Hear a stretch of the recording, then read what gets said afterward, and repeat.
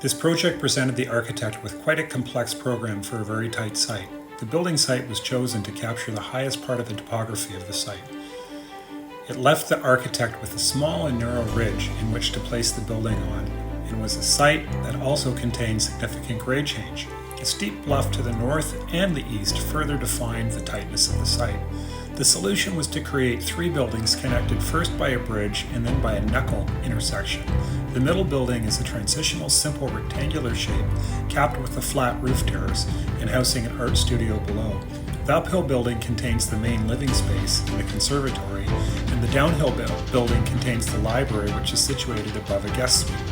The site is approached from the east and is first experienced from the edges as the arrival drive curves around the site to the upper plateau.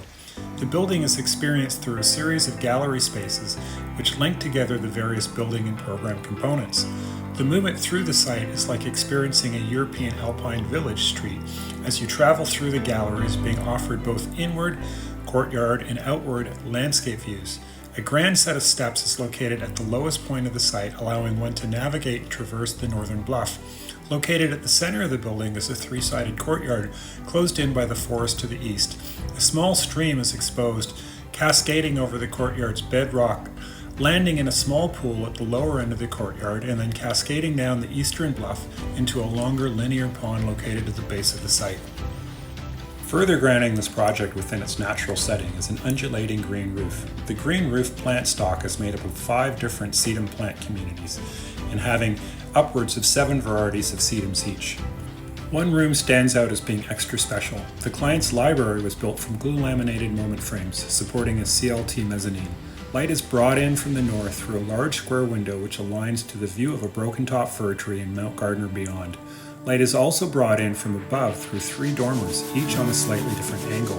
The wood frame becomes the superstructure for the shelving, the railing, the ladder. Long linear cutouts in the CLT allow for glass panels to be set into the mezzanine floor. At the heart of this project is the grand staircase. This modern interpretation cantilevers steel trays welded to cast-in-place indents. They then become vessels for the cocoa wood treads. The first step is a basalt slab slightly larger than the rest, and it is an optical illusion. Each step is slightly shorter than the one before.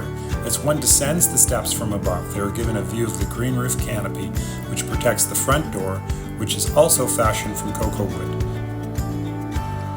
In addition to the 3 outbuildings, the architect designed the living room furnishings, including the dining room table and firewood storage, which can function as seating with curved ends as a nod to the hanging circular fireplace.